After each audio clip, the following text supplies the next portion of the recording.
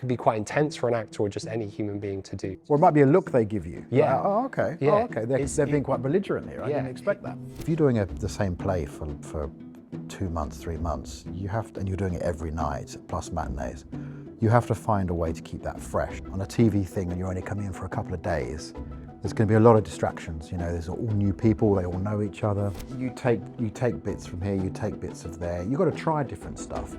And she would say to him, right, you're Liverpudlian tonight.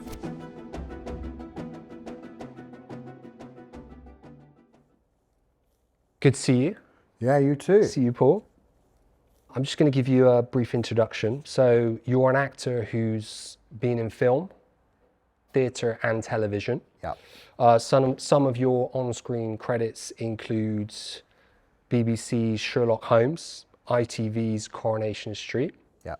and the classic cop show The Bill, Yeah. which I remember well. Wish they'd bring it back. And you featured in EastEnders, Casualty, Holby City. Yeah. The list goes on. You've had theatre roles and parts in feature films as well as short films. And you've been in some pretty big TV adverts as well, from what I've seen. Yeah, over the years. And on top of that, you're an award-winning voice actor. So say for someone who's just setting out on a path to try and, get work in those areas, what are the differences that you could describe and share between, say, working on fast-paced, moving TV production or an indie feature film? Well, a fast-paced TV thing, it depends how much you're doing in it as well. Yeah. I would just say do as much preparation as you possibly can. Is that something you would typically get rehearsal time in? No. You won't get you won't get Just any kind of rehearsal. You got to do it yourself. Thrown in No, on the day, if you do meeting film for the first time, and you yeah, just go with it. yeah. Yeah, I would say when you're doing a TV thing, assume you're not going to get an awful lot of rehearsal. If you do, it's a bonus. Yeah. I mean, I've done stuff. They don't do it anymore. Doctors has stopped, but Doctors used to shoot incredibly they've quick. stopped Doctors. They stopped Doctors. Yeah, Yeah, it was a shame. You were in Doctors as well. Yeah, every actor's probably done Doctors. But is that something that people gain experience sort of on their on their acting exactly. journey? Yeah, it's a great way to get. But that's no longer around. I know. The same. The Bill was that as well. Yeah. Yeah, you got to play. I played about 3 criminals, I think, on the Bill. But it was good. The Bill paved the way for so many shows after, great. didn't it? It was. Incorporate lots of different elements. It gave young actors a chance in front of the camera just to try stuff, because they used to shoot a lot. I think you'd have to have like a 2 year. If you'd been in it, like you have to wait a couple of years or a year or something before you can come back in it. But what they would do is that they would run episodes over like sort of 4 or 5 episodes. So you'd have 3 or 4 episodes as a job, which was quite nice because it would give you maybe 6 weeks filming, bits and bobs. So it gave you a nice run of stuff rather than just having one day on something and then you sort of finished and then it gave you a sort of a chance to get to know what you're doing and as a younger actor, And I guess the more you do in a show or a film, the more of a footing you can gain in a character, which I imagine is more rewarding for an actor. Yeah. Whereas, if things are moving quite fast during a production, you just sort of in and out. You don't get to spend much time to sort of explore it and develop your character and your work. Is that something you've experienced, and can that be frustrating? Do you prefer sort of the luxury of more? I know it's a luxury that most people working in our field don't have, because there are always time constraints and financial restraints, etc.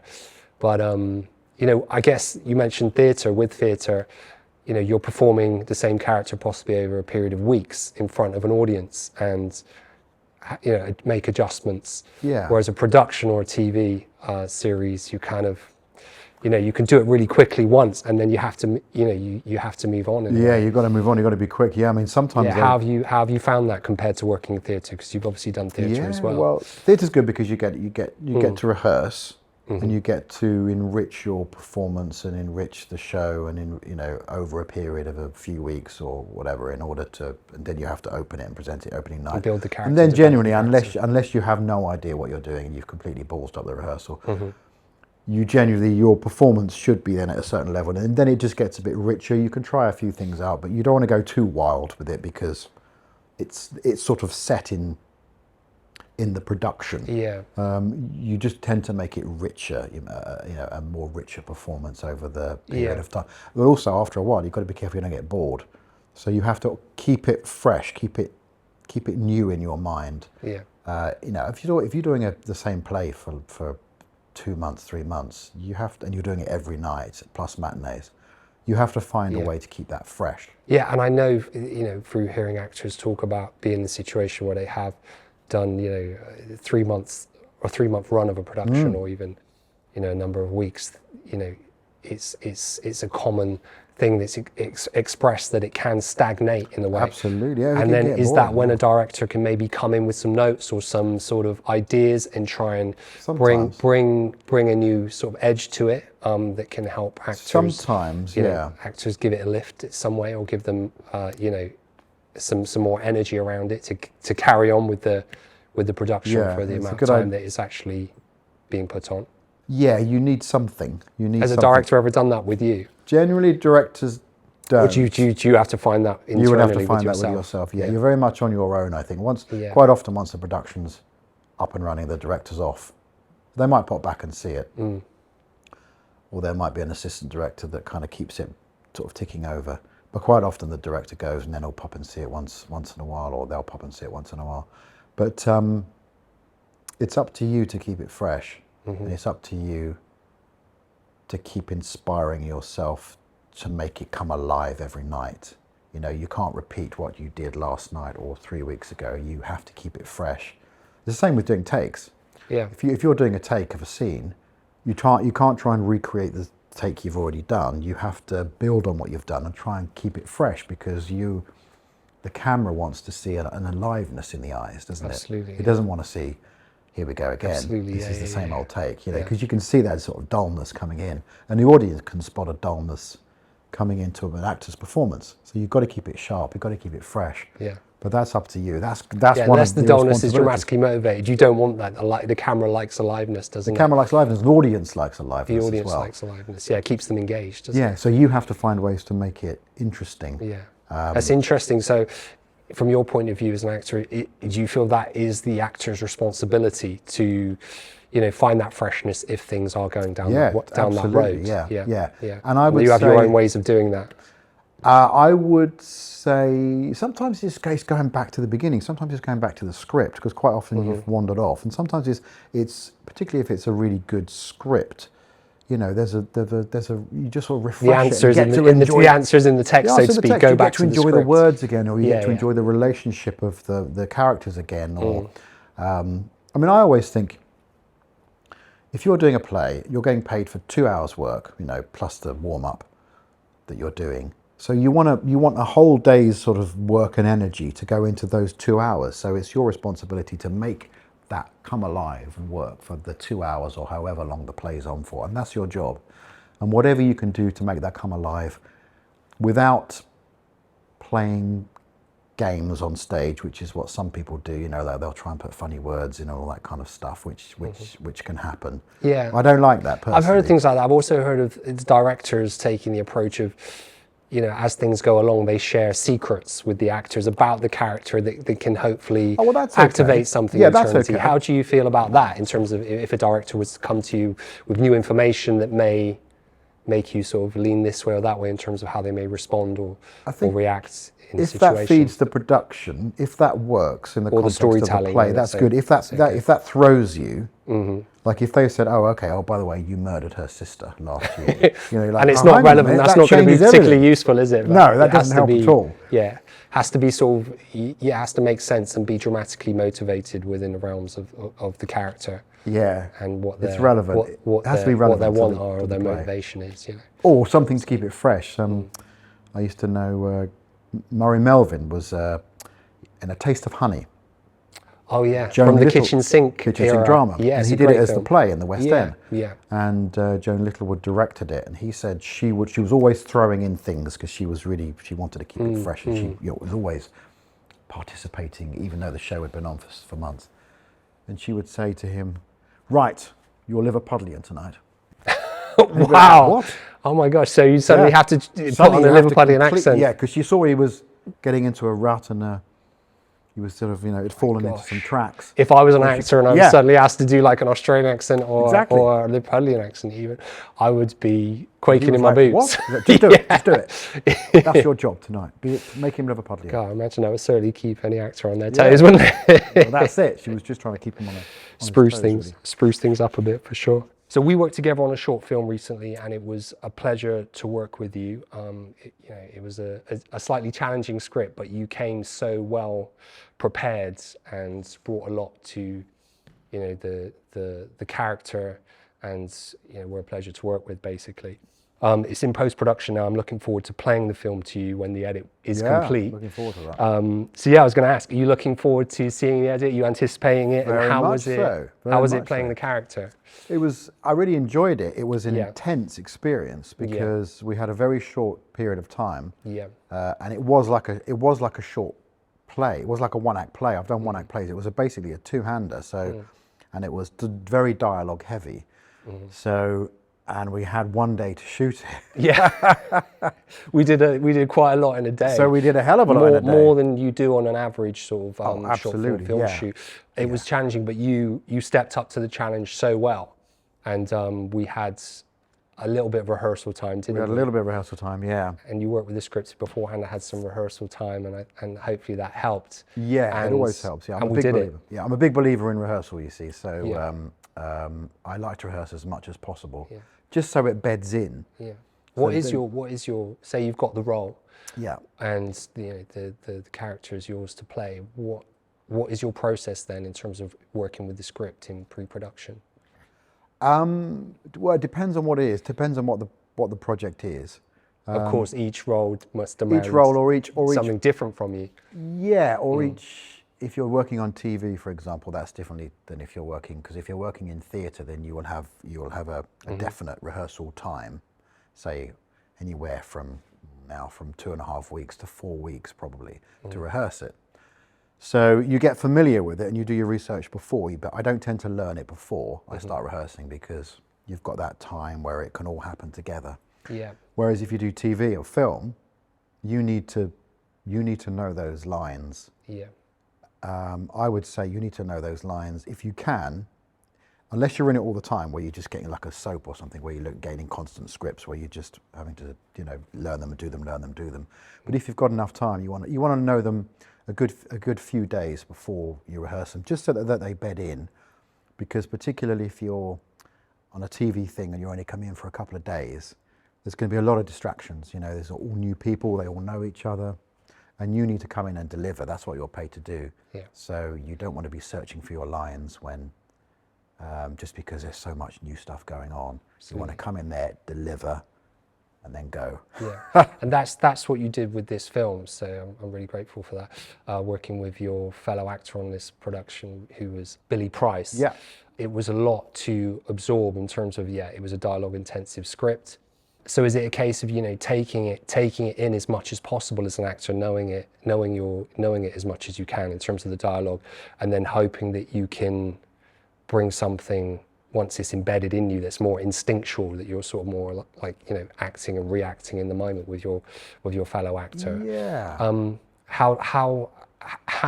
there any techniques that you can use to help you absorb it? I know actors have their different ways of working and different sort of tricks. To absorb it in terms of I guess memorization. Memorization.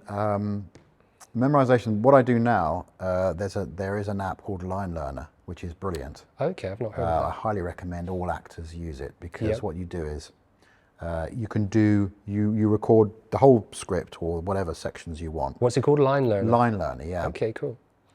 And then you record it in different sections. So you would do your lines and their lines, your lines, their lines. So what you can do is you can then play it back, and then you can, however you choose to do it. But what I do it is where there's a gap where I've got my line, so I have to record my line, or you can prompt yourself if you can't remember the line, and then they say their lines. The app then tells you what their lines are, and then you can. So it's almost like doing it with another human being. It's almost like having a digital version of your co-actor there with you that you can bounce back and forth with. That's really. It's a brilliant way. Sounds good. It's a really good way. But what it also does is that also helps you with your cues, and it helps you with it just helps you with the rhythm of it as well, because once you get up to speed, you can start doing it as quickly as possible. Getting fluent. Before that app came out, was that a technique that was used by actors previously? Because I know that, you know, there's recording devices like, you know, dictaphones or that various was harder, things. Yeah. I imagine if you don't have access to, you know, your colleagues who you're going to be working with, why not record yourself and then sort of bounce back and forth? But clearly that's not needed anymore, and you've got this app called Line Learner that can actually help do it for you. So it's brilliant. It's brilliant, really good. But particularly these days, because you have to do self-tapes and all this kind of stuff, so you have to get those lines in as quickly as possible. So yeah, that's how I do it. Before I would just do it with a bit of paper, and I'd go around, and then but you don't really get the rhythm of the piece then, you know. Yeah. And what happens with Line Learner is, because you've got all of their lines as well, whereas when you're learning your own lines, you just tend to learn the cue lines. Yeah. And then when you rehearse, you really understand what the scene's about, whereas it gives you a chance to explore the scene as well. Yeah. So. You use the word rhythm there, and I guess it's one thing knowing the lines and memorizing them, but you know, when the cameras are rolling and you're there with whoever you're acting with, I guess to a degree that kind of goes out the window, and it takes on a life of its own, because there's another human there with you. There's an energy behind it, and the rhythms kind of start to come out, don't they, and start to come to the surface if it's done, if it's done during different takes. And that's something that I love seeing, the cadence of things sort of emerging and showing themselves. How much, is that something that can happen? When does that happen down the line, like straight away, or is it something that needs to be sort of, nurtured in a way and come out, more and more as you act with your fellow actor? Yeah, I think you're probably right. I think you nurture that. The more you rehearse with somebody, the more you understand the rhythm of the scene, the rhythms that they're playing, because obviously you are playing off that as well. Yeah, and I love seeing that with you and Billy in this film. So you're playing Professor, and Billy is a student, and we were letting things run at times, and you guys were just running with it, and it was really nice to see the different reactions and inflections that were coming out, whether it was just through your eye contact or your body language, or or just the tone of your voice. Yeah. They were all coming through really nicely. So I'm looking forward to playing it to you actually, and showing you some of these moments that I found that I'm hopefully going to incorporate into the edit. The rhythms of things that were coming through. It's really nice to see that in the rushes as I've been editing the piece. But that's what you want. You want it to sound as natural as possible, but you also want, because you understand what the character's going through in the scene, so there might be a trigger word which you hadn't caught on before because you're concentrating on your lines. And all that activates something. That activates something which might give you just an expression of like, oh, okay. Or it might, sometimes that then means that you say the next line slightly differently because they've triggered something in you which sometimes you don't expect it. I love that because it brings life to the piece, to what's happening, and you can see it. Or it might be a look they give you. Yeah. Like, oh, okay. Yeah. Oh, okay. They're being quite belligerent here. I didn't expect that. Yeah, and that's when the acting stops, and like the behavioural, it seems behavioral. It's between the two people that are in front of the camera. It should be being, really. It should be. Which is a good thing, I think. Yeah. And there's plenty of that going on. So it's really good to see. So I think, as I say, acting really should be called being, because that's really what it is, particularly on camera, because the camera hates acting. It likes to watch people being. Yeah. But in order to have something to create with, you need the basics in first, which are the lines, the understanding of the scene, the characters, all that kind of stuff. So that's the raw materials that you work with to then create the thing that you present or film, Yeah. Brilliant. I think that voice control is an area of acting that's hardly talked about, so I wanted to touch on it with you today. So using vocal techniques can be a powerful tool for an actor to, convey intentions or emotions. And actors, who come to mind who are effective at doing this would be, say, Anthony Hopkins or Laurence Olivier or Robert De Niro. My mind goes to Silence of the Lambs with the serial killer, and he speaks with a whisper at times, which is quite eerie, but it makes you lean in and shows that he has like an authority and a gravitas. and, you know, the evil serial killer could have been played in numerous ways, but depending on what the scene is or the moment. But anything sort of projected loudly could be sort of seen as over the top or even hammy at times.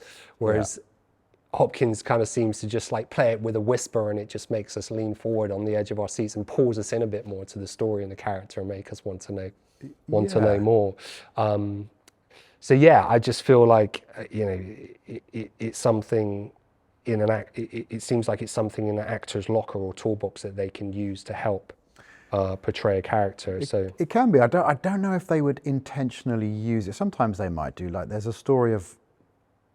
Well, let's go back to Anthony Hopkins for a second, because what he did with Hannibal Lecter was that he was inspired by the idea of him being very like a reptile. Right? I can see that. Yeah, you know, he's glassy, you know, he stares at you, all that kind of stuff. And you don't think a reptile wouldn't shout. You know, a reptile just sort of, you know, think of a snake, it sort of hisses at you, and it sort of, you know, it's very sort of, it just stares at you and it doesn't blink. And its voice is going to be very calm and controlled, and it's predatory in a completely different way. Absolutely, it's predatory. So it's sometimes inspired by how you choose to view the character. But for example, in The Godfather, Marlon Brando, classic performance. I was going to mention Brando. Well, because he talks like that, you know. And again, it's a really smart move, because very powerful people can talk very quietly, because what that means is that if I'm a powerful person and I'm talking like that and I'm talking, you have to like really kind of listen into what I say. So it makes people... It's commanding their attention. It's commanding their attention, yeah. Yeah, you have to really kind of like strain and listen, you know. So if he was shouting, it sort of pushes people away. But if you're doing like that, there's...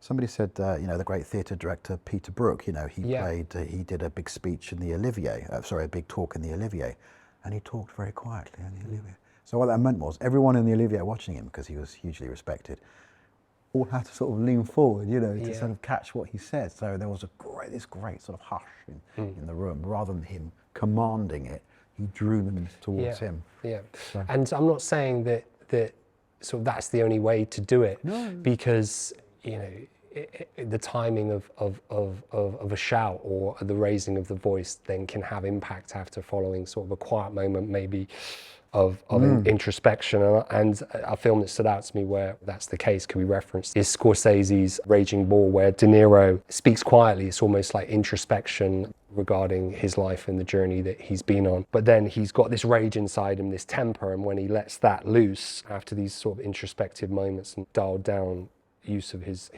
delivery of dialogue, it feels quite powerful. It kind of hits you, you know, it could be piercing and aggressive. So, you know, I guess it's just it's choosing the timing of things. It's choosing the timing of things, and it's using it for impact as well. And is that something you think of consciously to do when you're looking at a script? Do you think that maybe that's a moment where I would, you know, dial down my voice and maybe be a bit more whispering? You might do, with preparation, or are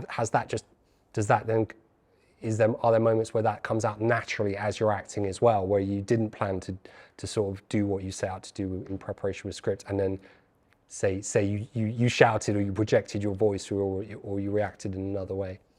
How does it work? You go on instinct first of all, and then you try, and that's the beauty of rehearsal. You try things and you go, oh, that works, or you go, no, that doesn't work there. He's giving too much away too early. Yeah. You know, as you say, if a character just screams and shouts at the beginning, he's got nowhere to go for the rest of the film, for example. It needs sort of an arc, doesn't it, in terms of the energy and the levels that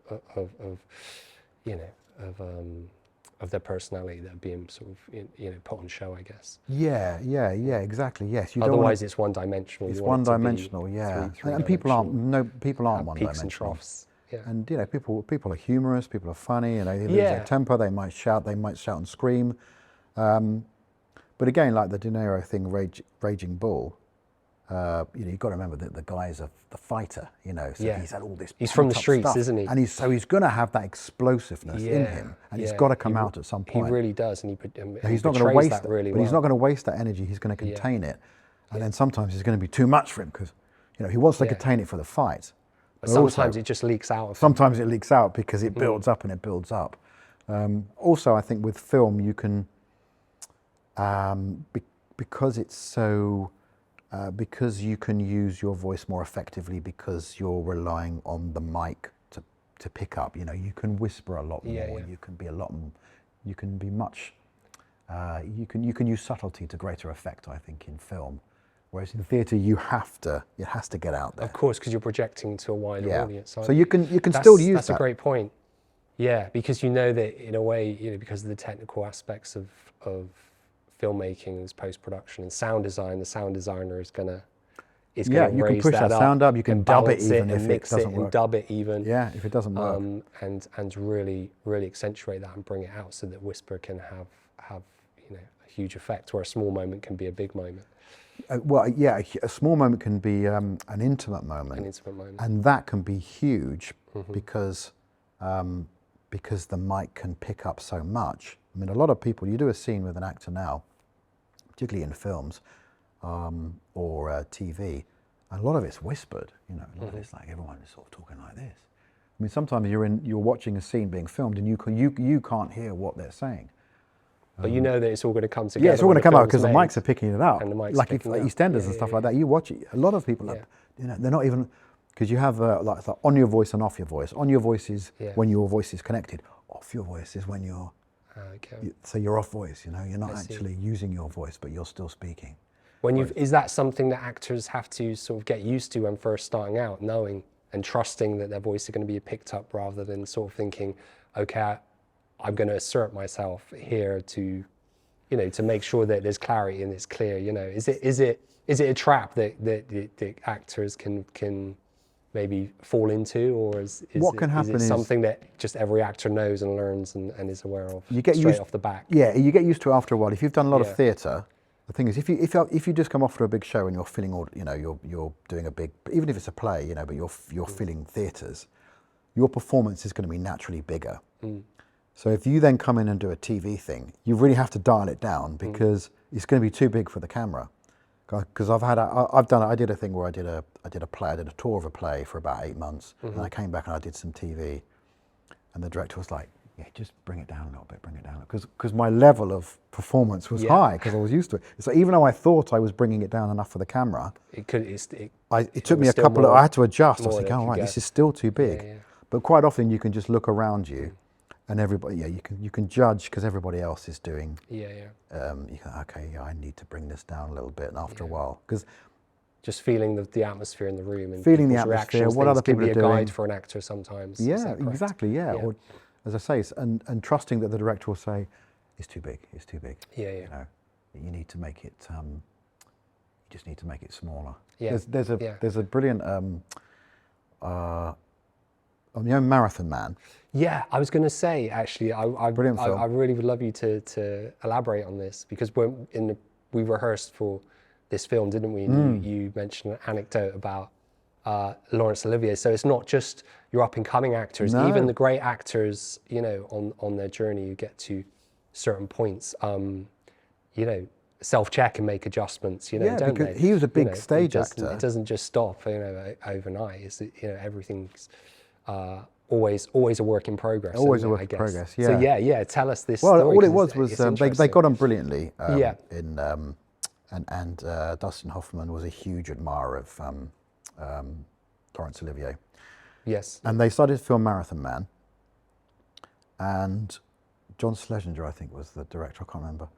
But Laurence Olivier was playing him very much like that, you know, like a big performance. Yeah. And it was too much. And the director said to Dustin, he said, "Can you have a word with him and just try and get him to..."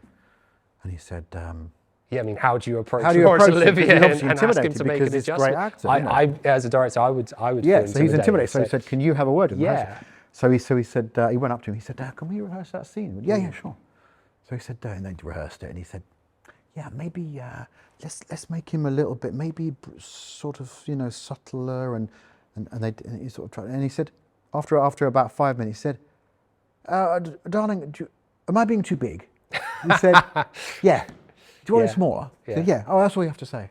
And that's it. And he adjusted it to be small, and he did a brilliant performance. How lovely though for him to make them feel at ease and just sort of take it on himself to just make that adjustment and realise it. Yeah, because they weren't criticising. He just needed to know that he was being too big for the camera, and he immediately adjusted his performance. And if you watch that performance, it's an excellent performance. It's fantastic. Because he was a terrific actor. Such a great. What's the famous line that he says whilst he's in the dentist chair? Oh, I can't remember. I can't remember Is it safe? Is it safe? Oh yeah, I think that's the one as he's sort of so drilling his teeth and putting through all this pain. So well, if nobody's seen that, if you haven't seen that film, you watch that. Both performances are excellent, and it's such a good story. So yeah, I mentioned earlier that you were in Sherlock Holmes, and I actually saw a clip of a scene of you working with Benedict Cumberbatch, and I love that series, by the way. I was just curious because Martin Freeman was in there as well. How was the experience working with them, working on that production, and what did you gain from it? Oh, it was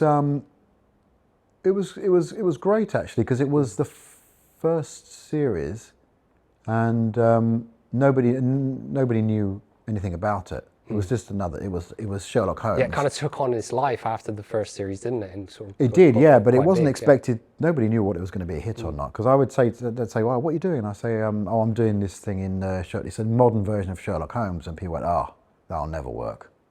Yeah, that won't work. It'd be rubbish." And of course, it was a huge hit, but. I feel Sherlock is like Dracula. It's one of those things that the Dracula story, like Bram Stoker, it can always be given life to and reintroduced to a sort of a new audience or a new generation. Yeah, that seems to be what happened with that. Sorry. Yeah, people love the character of Sherlock Holmes. They do love the character, yeah. I mean, he's iconic. Yeah. So if it's done well, they'll love it, and it was done well. The director was Paul McGuigan, who is a theatre. He was a fashion director, I think, at one point. Okay. But very so he came stylized. From the fashion world into. I think, and then he went into feature films. He did a few films, and then he was brought in to do this. But he created, I think, the visual flair for it, because it really broke new ground visually. Yeah. I mean, it's been copied since, because it was 15 years ago or something. Yeah. Yeah, even the grading and the colour. It was beautifully shot. It was beautifully shot. Yeah, it felt really fresh and original at the time. Exactly. Yeah. But you're right. Now you say that, I can see other. It looked cinematic, because of didn't that it? Look that preceded it. Yeah, it looked. He really. Yeah, he made it look amazing, and it was all the text messages on the screen, all that kind of stuff. It was the first time that was done. Yeah, you're right. It didn't necessarily feel like a TV show. It felt more cinematic. It felt more like you're watching a film, but in the medium of a TV series, which was really good. It was really good, and it was well cast, and the scripts were really good, and people took to it straight away. You know. Yeah. So. But it was great to film it. I'd filmed it on a Sunday afternoon in Cardiff. All the days to film on Sunday. Yeah, in a car showroom. Productions never stop, do they? And I had a chat with the guys. They were both great, really chatty, really friendly. Yeah. But I didn't think much of it, to be honest with you. And then it came out, and it was like, and suddenly there was a big, and it's probably got me through the door for quite a few auditions, because. I imagine it was a hit. Yeah. You know, and it's good. It's good to have when you're an actor. It's good to have those things on your CV, even if you just do a small part in it. The fact that you were in it, like I did a day on, a couple of days on with Ricky Gervais in Extras. Yes. And I think that got me through, and that was great fun. But that got me through the door and people would say, "Oh, what was it like working with Ricky Gervais?" Yeah, obviously Sherlock Holmes is quite, it's quite serious, quite intense, There's murders. It's a detective story. But then working on something like Extras, which is pure comedy, isn't it, in a way? Yeah, absolutely. Like, do you see yourself as one particular kind of actor, or do you working around with different genres, or do you prefer one? Because with comedy, it's not something that's actually easy to do, is it? It's it takes a particular sort of timing and delivery, I guess. That can make comedy challenging for some actors. Some actors don't go near it and they stay more in the field of drama, don't they? Yeah. But you've sort of dipped your toe in these different things and done comedy as well. So where do you see you fit, and how do you find working in different genres? Yeah, I think, again, because I did a lot of theatre and stuff, so I got to experiment whether or not I could do comedy or not, whether it was funny or not, I've never seen myself as a comedian or anything like that, but I think a lot of the best actors don't. Like No, the I ones who wouldn't say play I'm it straight and then the play it humour straight. comes, I always find to be more funny than the ones who are actually sort of going out of their way to try and be sort of super funny or something. Yeah. There's some, you know, some who spring to mind who are just naturally funny even when they're not trying to be, you know. Well, I feel like right. Steve Martin is great at that, and also I think Ryan Gosling has a certain sort of good sort of, you know, comedy timing about him that makes him seem sort of quite comfortable in the genre as well. But if you take an actor like Martin Freeman, who he's great at it because he can do he's a great really subtle, great comedy, and then he can do just really straight drama, and you believe him on both, but you can laugh with him as well. But he's not a comedian. He doesn't do big comedy. No, but he's plays flexible, comedy isn't really he? well. Yeah. Is that something that's easy to do, like to go from one genre to another? I think because some actors for some actors, yeah. I think it depends on what you're. Yeah, I mean, I think if you have humour in you as a person, if you deal with things then in that a will humorous naturally way, sort of come out in a way. yeah, you have a sense of it. Yeah. The camera can find it, can it, in people as well? You know, and some people. If you've got a good sense of humour, I think, because your straight characters want to have a good sense of humour as well. Yeah. Because life has humour in it, and we like even just everyday life. You know, you want to have a laugh, don't you? Yeah, And you like amusing people. I remember somebody always said you should always you should be able to do. You should be able to do things which are amusing and funny, but don't be the clown. So have comedy in you, have irony in you. Be able to deliver those, but don't be the comedian, don't be the clown of the group. Does that draw similar to the saying, you know, people laughing with you rather than at you? So a clown is someone that is more laughed at directly, isn't it? Possibly, yeah. But the sort of clown, if you're the clown of the group, people look at you in a certain way, whereas a king will never be a clown. But they can also be funny in their own way, can't they? Be because they're almost funny. Trying to be so serious. Yeah, a king can have comedy and be funny and amusing, but it can never be a clown because people don't give the same status to a clown than they do to a king. So it's, it depends, but then some people are brilliant clowns, you know. If that's naturally what you are in life, you know, there are some fantastic comedy actors which are brilliant clowns. I mean, like, I don't know if you remember Lee Evans? Yes. But he was brilliant. I mean, his stand-up was... He's so like animated, isn't he? And he uses, he uses every part of his body and his voice to really entertain and make people laugh. It's incredible. But he stopped quite early, I think, about 40. I think he said that's enough. Yeah. So he's no longer... I don't think so. I don't think he's done anything for years. Yeah, I don't know why, but he was brilliant at it. Yeah, he was great, very entertaining, wasn't he? Absolutely. When a script comes to you, what gets you excited when you're reading the script? Say a script lands on your desk. What are the certain sort of elements or components that stand out to you that would get you excited about a character or the story that you're about to, that you could potentially, you know, be in or play? If it's something which you enjoy watching, that helps. If the writing's really good, that helps. If it's a character that you really love, that sort of, or that style of character, like I did a Western as a play, Man Who Shot Liberty Valance, and it was a brilliantly written play. It's a beautifully written play. But I love the genre as well, and the character was so well drawn. So I got immediately excited about that because I got to play a cowboy. But secondly, the writing was rich, and it was, I don't even remember Deadwood. Yeah. Yeah, well, but it was written within that style, so there was a modern Western feel to it as well. So, but I just thought, oh, I'd love to be part of this world. Yeah, just the production value sort of goes up in a way within the genre of a Western because you've got the costume, where there's a lot of detail needed, isn't it? The hair's going to be different. It's a genre that you enjoy. Because it's a period piece almost, isn't it? It's a period piece, yeah. And then the settings as well of that environment and stuff is a good place for a story exciting place for a story to unfold, isn't it? It is, yeah. Is the Western genre, Not really. No, I mean, I'm not. But I love that whole idea of stuff. But I think it's just a richness when you look at something and you think, oh, I'd love to play this part, but also, there's so much richness in the idea and the dialogue and the story. and you think, oh, I can't wait to get my teeth into this. This is going to be great, and I've got a good feeling about it. You go on gut instinct. So it's not just the character; it's different elements, whether it be the set design potentially, or the costume, or the world that the story's happening in. It could be anything. Yeah, it's something where you go, oh, I'd love to be in this. Yeah. Or or the dialogue is so good. I can't wait to say this, or I love this character, or it completely depends on. It completely depends on what appeals to you, but also what makes you come alive. What makes you come alive. You go, oh, this is great. I love it. Because some things aren't. Some things are quite, okay, do that. That's fine. But some things are, oh, this is great. You read it, you think, oh, I can do so much with this. It's like anything. If you read good literature, it sort of expands your mind, and all these ideas come, and images just come up in your mind. Some great Dickens brings the story like to life, internally. And a good script, I imagine, can do that. A good script, makes your brain fire. So that's what you're looking for. Yeah. You're looking for something which is ultimately sort of stimulating for you. Yeah. So I also wanted to touch on what it was like to work on the bill. That's a show I watched quite a bit growing up as well. Like I said, it's about law and order, but there's also elements of, like I said, a relationship drama as well.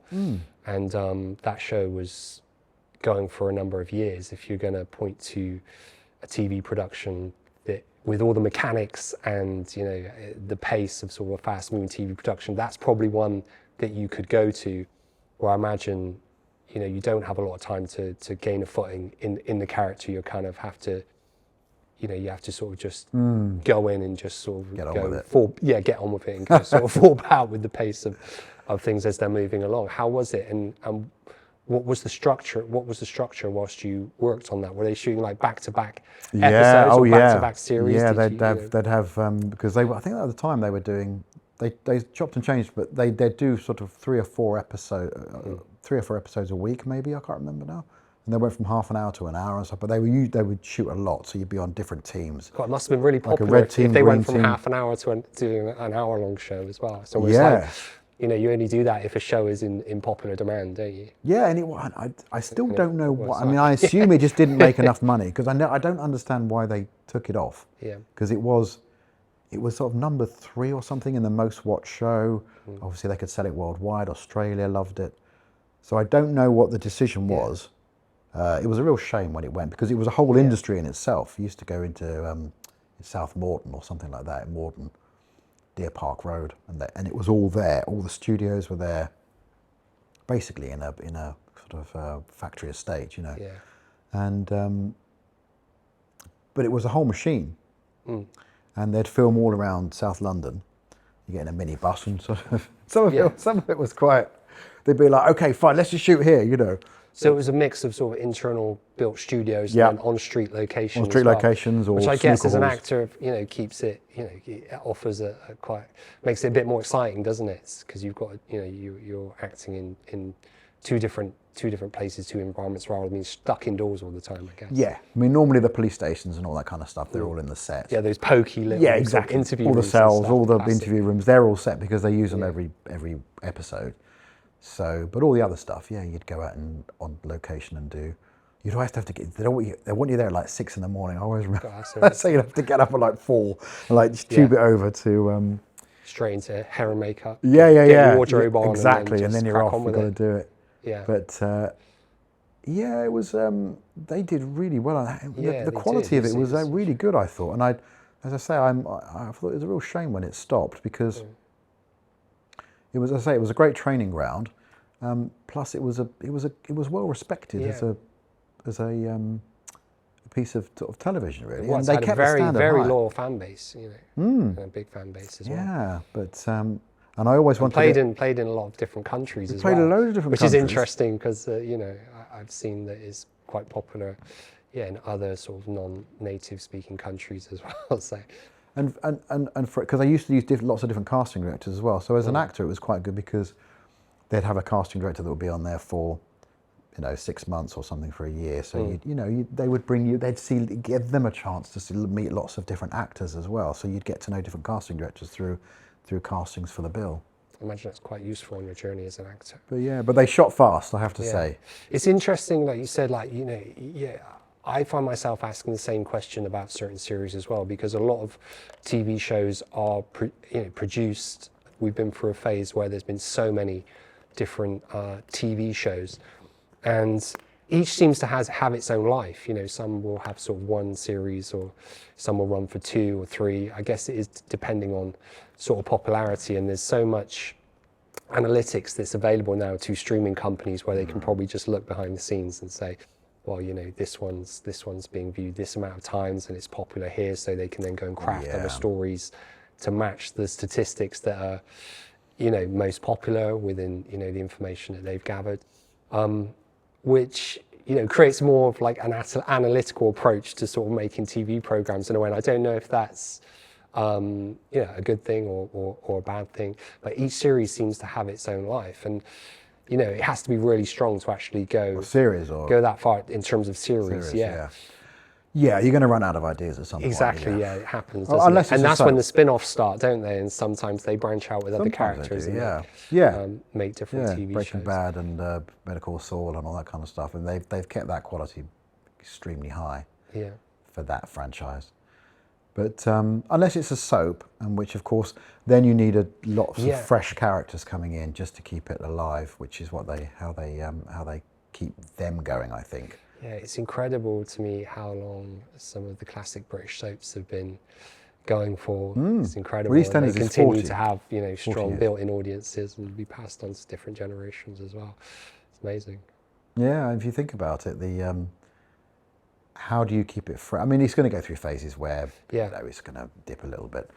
But sometimes new writers come in, different directors come in, new casts come in. It's sort of like a constantly evolving and changing thing, isn't it? And I guess that's how the freshness is maintained.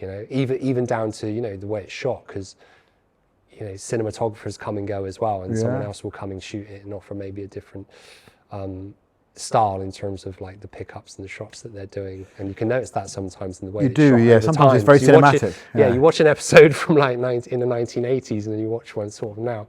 You can always see like an evolution in style of way things have been shot in TV and soap opera as well, which is interesting. I think so. I think that I watch. Sometimes you watch, say you watch EastEnders, and then you'll have an incredibly cinematic shot, and you think, wow. I mean, I think you can't do all like that, because otherwise you're going to start to change the shape of the show, or how the show comes out. But I think they allow them certain cinematic shots in order just to keep it interesting, so it's not just dum dum dum, the usual. Not just static. Exactly.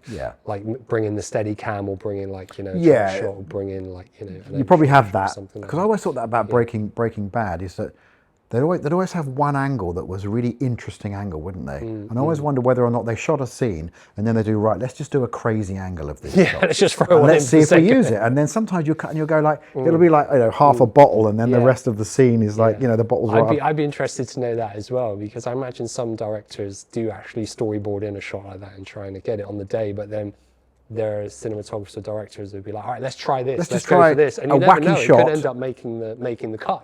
Sometimes it often does. And sometimes it Breaking Bad was really good at that. You're right. Like the camera will be on the floor. And that's something I often appreciated while watching it, because you feel like they are trying to do something different with the camera. Or they have an interesting shot to cut to if they need to. If they feel that the scene needs something a little bit more interesting, because it was really well shot anyway. Yeah. As I say, then it would go to like a really odd shot, but actually it would really work, because the whole program was sort of skewed funnily, that was the whole premise, wasn't it? And then those shots and that way of filming it almost became part of its identity as a program, didn't it? But it worked brilliantly, I thought.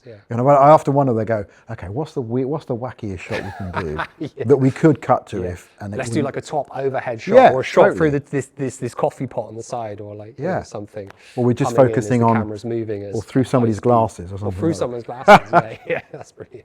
Another question I want to ask, as a director and meeting actors, I always find it really fascinating, because if you ask different actors a question, then you can often get sort of lots of different answers about their approach, or acting generally, or a particular aspect of acting.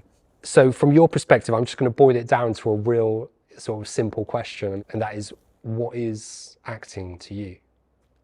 Okay, well, I'll give you the Sanford Meisner quote on this, which is the baseline for all actors, which is, acting is living truthfully within an imaginary set of circumstances. Yes. Right, you've heard that one, right? Yes, yes. That is the baseline of all acting. So whenever you're lost, that's what you come back to. Okay, you're not there to impress, you're not there to show off, you're not there to get the applause. You're there to live truthfully within an imaginary set of circumstances. So if you get lost in a scene, you get lost in a production or play, just bring it back to that. You have to do more than just do that. Yeah. But that's your baseline. So that's where that's what it is. Definition, you know. That is the definition. That is the baseline definition of what acting should be. And I think that's a brilliant touchstone.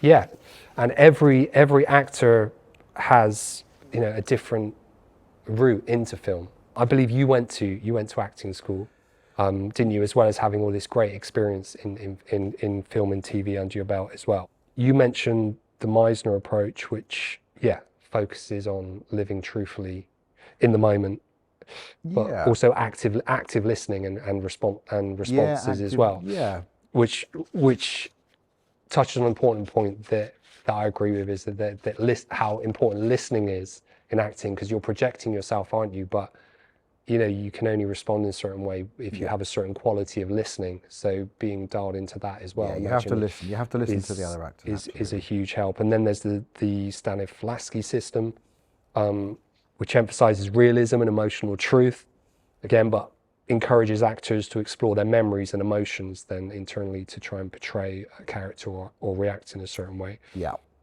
And then there's Chekhov, and then of course Adler, who emphasizes the importance of an intellectual understanding of the character's world to help portray a character. How much do you draw on a particular school? Like you mentioned one there, you know, because some actors can be quite territorial about one acting school or another. There's obviously famous method acting school as well, which some actors take that approach. But why not sort of take best bits from different ones and then put that in your locker and move forward and build also on top of what you develop yourself? I mean, is that something you do or you have done? What was it like after studying that and going into the real world of acting and developing your craft? Exactly, What do you do, or what did you do, and how have you built that over time? You basically find your own way. You find your own method, if you like. You know, you'll find your own system. But you take bits from here, you take bits of there. You've got to try different stuff. So, for example, the drama school training, most of it was Stanislavski based, which is a great grounding because it's just about being truthful within your performances. Because a lot of drama school training is very much theatrical training, so it tends to be quite big. We never really, when I was at drama school, we didn't train people for the screen. They trained people to act, but generally to fill an auditorium. We think we had like 1 hour of television every week or something like that, TV acting in the third year. Of course, there's such a big space, isn't it? And there's such a big space. I always thought they need to do more. Yeah, whereas the camera in front of the camera is right in saying it's more intimacy, so very much more completely different. Completely different. Yeah, and I think personally, it's changing now, but for a long time the Americans were streets ahead of us in terms of their technique for screen acting, because they were taught it and because they developed it more, and because a lot of the time they trained their actors more for the screen than we did. We tended to train our actors for the stage. So what's some of the main differences between American actors and British actors? Well, I think it's the way that, because you have to fill a stage. So quite often you're relying on techniques, you're relying on vocal techniques, you're relying on the it goes back to the use of your voice. Exactly, which is all good modulation. Stuff. It's all good stuff, because that is going to build you up as an actor. But in terms of the actual technique of working in front of the camera, is completely different. And that's where I did a method acting course about 10 years ago, just because I wanted to refresh. Yeah, how did you find it? Loved it. I thought it was brilliant. I took a lot of stuff from it, and I still use it today. But I think personally, the style of method acting works brilliantly for the camera, but it can be a little too small and intense for the stage. That's interesting. Yeah. But whereas the Americans tend why is that? because it tends to be more internal. Yeah, and I think that makes sense. Yeah. And I think what I do, I have used it for stage work, but I think because I trained in stage work first, I've worked out how to use it on a bigger platform. Yeah. But again, it goes back to, like you said, take a bit from here, from this school, that school, and use it where necessary, where you can. But in terms of getting a truthful performance out of somebody that the camera can then pick up, method acting can offer some fantastic ways into that. And again, it's not. Is it hard to switch off though? You hear stories about actors, the directors like cut, and then they remain in character. But say the character is, someone who's not maybe that great, or dare I say, an asshole, and then like they're carrying on that in the atmosphere of, say, like, the dressing room or like around set and stuff. I guess I guess you just have to think of, like, a lot of people would accommodate that, but that's been known to happen. Like, how do you switch off? Even like, when you go home at night, there's, where do you sort of draw the line in terms of being able to manage that? Because I can't imagine how that could be quite intense for an actor or just any human being to do. Yeah, so I'm fascinated by it and I admire it, but actors who do it and commit to it seem to sort of go sort of headlong into really just living that character. And the lines are completely blurred between like where the takes are and like how they're actually existing in the real world. It's just incredible. It's incredible to me how much commitment that takes. Yeah, I think that's probably where my stage training kicks in, because you use the tools and the techniques and the methodology, or your own methodology. You plant it into your own soil, and then you use it when you're rehearsing, or you use it when you're working, and then you need to find a way to switch off a little bit. Yeah. If you're playing whatever character you're playing, there's always going to be a little bit of residue left over, which you have to find a way to wind down from. Yeah. But for example, you're stepping into the world of somebody else, and the thing is that acting has become so psychological that you have to be careful. Like, if you pretend to be somebody for like 2 or 3 months, you're going to start turning into that person. Yeah. Because your brain. There's nobody that would not affect. That would not leave a residue, have a residue with, as unless you say. I always say to actors, you need a home button. Like on the internet, you've got Google or whatever it is. Whatever it is, go back to your home button. Going back to your home button. Actors need a home button. They need a personality to come back to. Yeah. So they go, otherwise, if you play a nasty character, you could lose a complete sense of who you are in a way. Exactly. That's you know quite where daunting. you're going to come back to. Yeah. So if you're playing a really horrible character for 3 months, where do you go back to after that? Because your brain's going to start changing. So you have to go, it affects your sense of self or personal identity. Yeah. I need to come back to my character, who I am in everyday life. Because you have to develop that character as well. Because we all have to develop ourselves. So most people just develop themselves. They don't develop other characters as well. A strong base to come back to internally. Exactly. So you need to know who you are as a person to come back. Otherwise, you're going to get lost. And that's why I think that's when you can get into drinking and drugs and breakdowns. You hear that, don't you? Wow. Because you don't know, you've got nothing to come back to. Yeah. So I think, again, there's a discipline in the fact that when you switch on, when you switch off, if you can still feel that residue within you, you've got to somehow find a way to bring it back. Find a way to come back. The teacher we had said, it's a powerful system. But he said it's a bit like driving a sports car. You've got to go 100 miles an hour, and you've got to know what you're doing. You've got to be in control. But at some point, you've got to slow down. You can't be like, you can't let the car run away with itself. Yeah. You have to control that car. But again, I'm not saying. I always think somebody said, asked Tom Hardy this character, are you a method actor? And he answered it brilliantly. I thought he said, look, there are 2 types of acting. There's convincing acting and there's unconvincing acting. Yeah. And whatever you do to be convincing is your method. Yeah. And everybody has lots of different ideas. Yeah. And all that these techniques and schools of thought can do is give you an idea, or give you tools, techniques, ideas that you can use when you need them. Yeah. And it's whatever works best for you, I guess, at the end of the day. Yeah.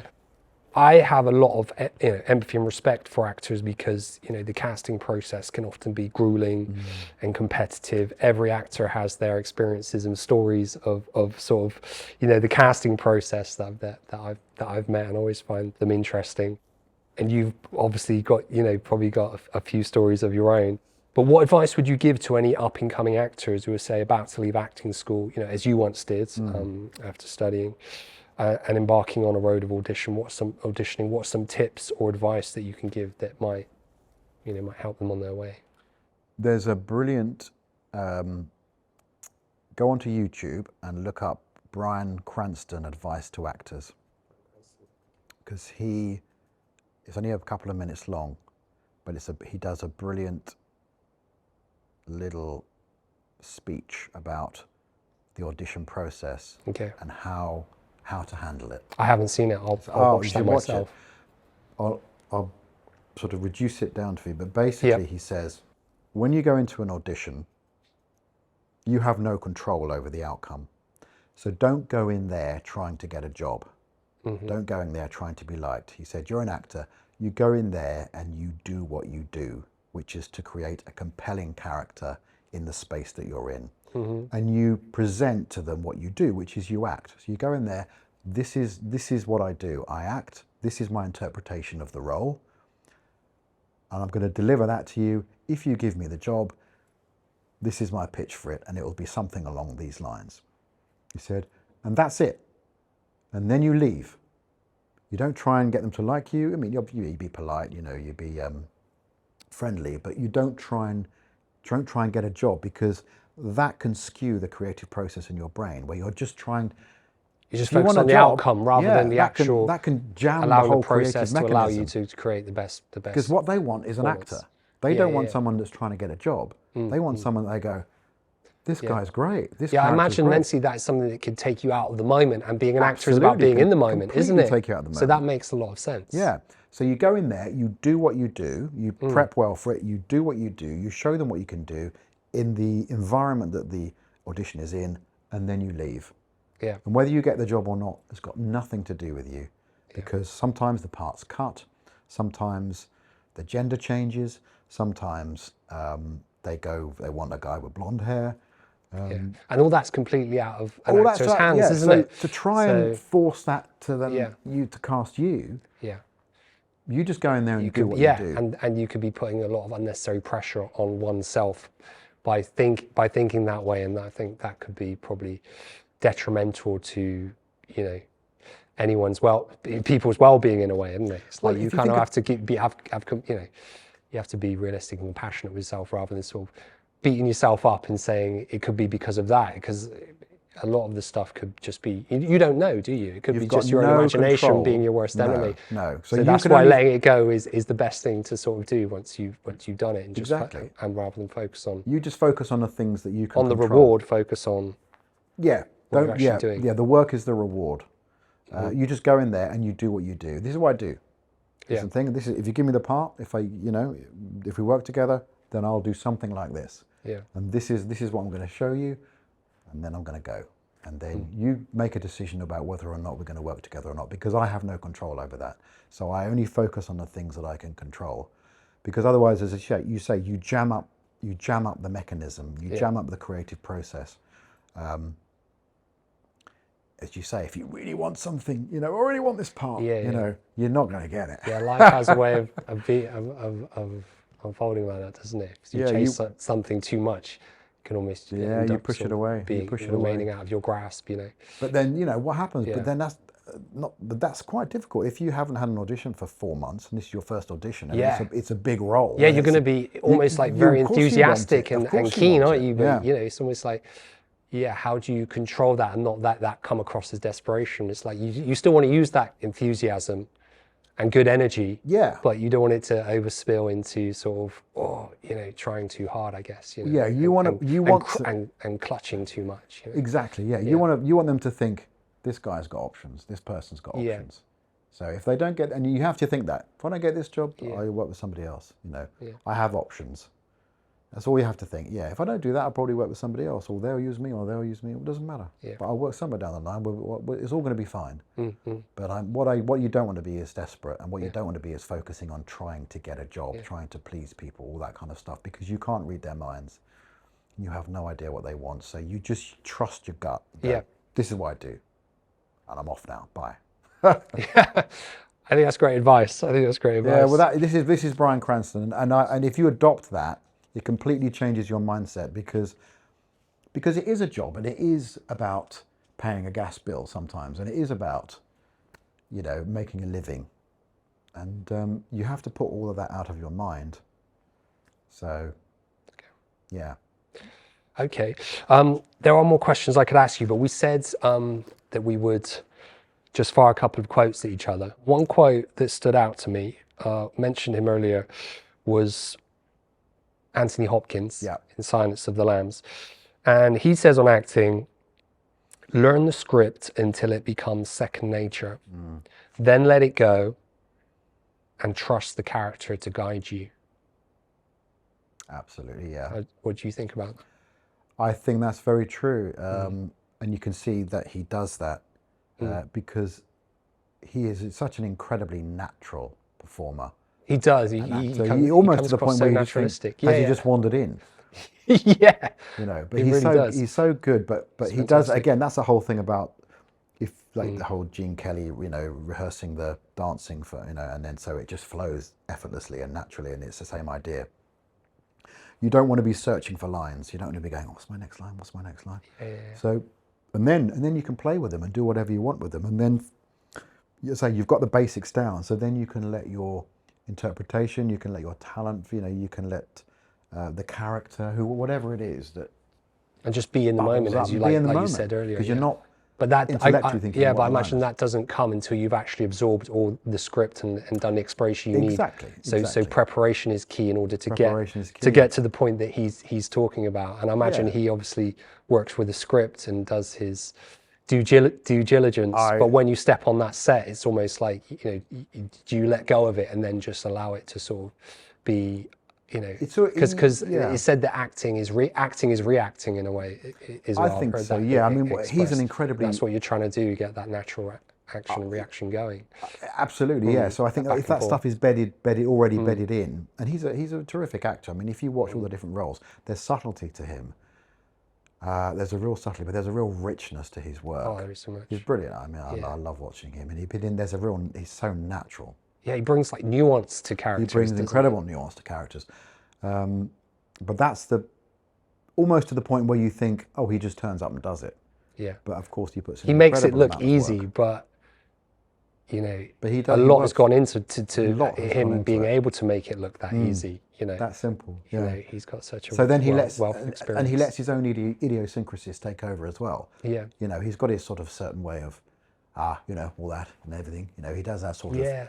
Yeah, he's got his own little mannerisable, little quirks, doesn't he? So he very much brings himself into his roles. Yeah, he lets himself take over, and that makes it even more natural. Yeah, and he's very likable. He's very likable in that way. He's a very likable guy. Yeah. And I think, you know, it allows us to relate as viewers, to characters when you can see those quirks coming through. For me, I personally like seeing that as well, and that's something that because it makes it interesting. Yeah, and he's clearly a complex character. He's clearly a complex person. But he doesn't show you that. It's just there. So all of his characters have depth. They have a complexity to them, but they also have a clarity to them as well. Yeah. Which sort of shines through, and then a real naturalness to it as well, which is brilliant. So you've not got just a pedestrian actor that just is mumbling lines. You know, there is so much more going on under the surface, and human beings are brilliant at reading what's going on under the surface. And that's what draws us to certain actors, because we think, I know he's saying that, but there's so much more going on. Yeah. It's got my curiosity. You know? Yeah, and that's something that directors look at as well, when not just, you know, developing or exploring a character, whether it's as a writer or a director, but actors do as well. And it's the word subtext that comes to mind, which is what's beneath the surface. And if you can sort of excavate that or see what the subtext behind sort of different moments or situations are, then I think that can help enrich a character, enrich a scene too. Yeah, subtext is king, isn't it? Yes, but particularly with cameras, I would say. I mean, it is on stage, but the camera. But you think subtext plays more relevantly and is picked up more by the camera? Yeah, I can see how that would be the case. Yeah.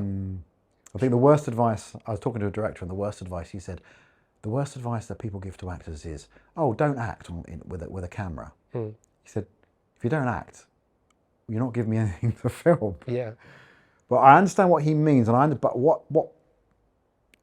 the actual this is the thing I mean about there's always like different takes, interpretations when it comes to acting. Yeah, what they mean is don't act. They mean still be the character, still have the complexities going on, just don't perform, because the camera hates acting, so it hates, more behavioural. It's more behavioural, exactly, yes. But you still need to give them something. I think it was Kate Blanchett who said something along the lines like the best performances are when the actors disappear and the behaving and the person come through. Yeah. So can you feel that when you're doing a scene sometimes, where you feel like almost like does time sort of move differently or something when you're sort of, do you ever get in a zone when you're in a moment where you are actually behaving and living as that character? Have you ever felt or experienced something along those lines as an actor? Because I've heard it mentioned before, and then suddenly the camera cut happens, and then you're sort of drawn out of that moment, aren't you? In a way, you are, because there is a certain element of acting. There's a certain element of channeling with acting. It's a really weird thing, You have a character. Yeah, I love it. It's and magic. Sometimes you're almost like when I played the cowboy. I remember I felt like I was sort of channeling this sort of other character, which I really respected, and it wasn't me, but it was mixing in with me to create this sort of character. But you're almost, and sometimes when you're filming, you are, if you're playing a thug on the bill, you sort of really sort of channel a character. Yeah. And then you're not a thug on the, but you play that character, and in order to be convincing, it's a strange. And you get swept away. Hypnosis. But that I think that is when acting is at its best in a way, where you're just looking, like you say, it's like Anthony Hopkins walking in. It's like he's being himself, and that's why I think they call it the magic of acting, because to draw people in and see a character, bring a character to life, and then follow them on a journey and a story through a 2-hour film, is something that is, or a TV production or a theatre show, is something that is not easily done. Anyone who's sort of tried acting, who's not an actor, finds it hard to break down the walls of self-awareness and self-consciousness in front of the camera. Oh yeah. But the best acting is when all that just dissolves away, and it's almost like seeing you perform and seeing actors perform and looking at what they do. It's fascinating how comfortable they are in front of the camera, or say an audience. It's not to say all these emotions may be going on underneath the surface, but they're making it look as if they're just naturally there in that setting, existing in this moment, is an incredible thing to do. And I think to a lot of the wider public, acting is almost a dark art in a way. It's like, how is it done? How do they do that? And I've always been fascinated by that element of film, and even theatre and TV, and think that it is magic, and just on the moments that occur between two actors on a film, that it can then become an iconic scene that can then be sort of passed on generationally. But you go back to that quote. So how do they do it? They on a very basic level, they live truthfully within an imaginary set of circumstances. Yes, exactly. And your set is an imaginary set of circumstances, as well as what's going on between the relationship. It's all imaginary, So you go, okay, well, there's a camera there. There's a camera there. Well, you don't see a camera. You just see. Sometimes I see, because I've done quite a lot of studio plays, I think of cameras as an audience member or something like that. They're just watching you. So they don't freak you out as much. You don't get self-conscious, because I've done studio shows where the audiences are, where these cameras are here. And I'm used to that. Yeah. So the only thing you've got to be aware of is a camera. Well, not everyone is or has the ability to be. No, but be that comfortable. well, again, it's just a skill though. Yeah. After a while, it's just more you do it. It's like a muscle you develop. It's a muscle you develop. Yeah, there's no talent involved. It's just it's purely a technique, really. But obviously you have to be aware of the camera, because there's no point if I'm doing a scene and then I turn my head, I'm up here doing the scene. You're like, Paul, the camera's over here, man. What's going on? I go, yeah, but I felt like I wanted to be over here. Yeah, but I can't see you. You know, so you have to go. So you have to go. Look, this is important. Because this is where your audience are, and your audience want to see you. Yeah, it's magic and wonderful in terms of, you know, the imaginative approach with acting and everything. But there comes a point where that meets the technical aspects of, you know, the process, you know, and the production, so to speak. So it's really, you know, interesting how an actor sort of works within those dynamics whilst also, you know, holding on to using their imagination, and staying in touch with their inner world and the you know, everything that they need, sort of, you know, intellectually, emotionally to play the character, because, you know, there's a lot of reasons why it should be impossible, and you're just completely distracted by everything that's going on, and you can't, you know, you can't get sort of a scene made, but for some reason, you know, through this, you know, this ancient art, you know, craft and art form that goes back sort of, you know, millennia, you know, it's able to happen, and through that audience's benefit, because we get to, you know, experience, you know, stories and storytelling through film and acting. Yeah, and there is a technique to, if you're in front of the camera, for example, you know, because there is almost like 10% of your brain is on, you know, you walk in, you hit your mark, you know, don't go this way too much because you've got a nice angle there. Then you say your line, and then you do this, and you have to remember all of these things. It's a very technical thing. Yeah, it can be quite jarring. You have to make that as natural as possible. Yeah, without, of course. And again, so it's marrying those two, I believe, as an actor. It's not just one thing. It's and I imagine with over time, with more experience, that just becomes sort of exactly. You just become. Have you ever watched in the 80s? Michael Caine did a brilliant acting on film, I think it was a masterclass. I've heard of it. I heard it's really good. I haven't seen it. Every actor should watch that. Yep. It's on YouTube. But in terms of the techniques that you need to act in front of the camera, he covers all of what should be the basics. Every actor should know, but so many actors don't know it because you can see it on screen, even in terms of eye movement, you know, blinking, eye movements. It's good that he's passing that knowledge on to other actors because these are things which can have a huge impact on how your performance comes across on camera, but I don't think I've ever been taught those things apart from that masterclass. Yeah, some things you can't learn from a book or from film school. You have to kind of experience in a way. But Michael Caine's obviously sharing it, which holds value, doesn't it? I mean, and they are very simple things. Just like if it's a close up between we're having a scene, rather than just pick an eye to look at. And just look at that one eye, because naturally you want to go on both eyes, right? We'll flip. Yeah. So, but the camera is close up, so it's seeing my eyes go dart from your one eye to the other, and that weakens you as an actor, as a character. Okay, that's fascinating. So you pick one eye is close to the camera, and you just do your scene looking at that one eye, which is slightly unnatural because in life you don't do that. But a camera technique that comes across so much more, so much better. That's a great tip. So you just look at So I'm looking at this eye here. It's something that can be taken for granted, isn't it? Like your eye movements and. But if you're an editor and you're seeing the eyes darting around or blinking, or it's making the character look weak, and you're supposed to be a strong character, what that will do is that the editor will then probably favour the person in the scene who is coming out stronger, or who isn't blinking, the eyes aren't darting around everywhere. Yeah. Things like that. Little simple techniques. That's a great tip, because, you know, to look at Michael Caine on screen, I bet you would never be able to tell that he's focusing on that one part of someone's face with his eyes, but he's clearly doing it, and it's giving him an edge, isn't it, as an actor? It gives you the edge. Have you tried that yourself? Yeah, I do it. Yeah? Yeah. I do it. If I've got a scene, if me and you are doing a scene, the camera's there, I just pick the eye that's closest to the camera, and we do the whole scene like this. You know, I don't. Because normally in real life, you look at both eyes. You might look down. You're doing it now, because I wouldn't be able to tell that you're focused on one eye. It just looks like you're looking at me. Yeah, but boom, I'm looking at you there. Yeah. But because I have a tendency, you'll probably notice this. And that translates really well on camera. But it's easier for you because it looks stronger on camera. Whereas yeah, if your eyes are darting around all over the place, it's distracting. Yeah, for the viewer. It can be. It's a great tip. Okay, so I've got another quote for you on acting. Okay. It's from Hugh Jackman. Oh yeah, yeah. You may have heard of him.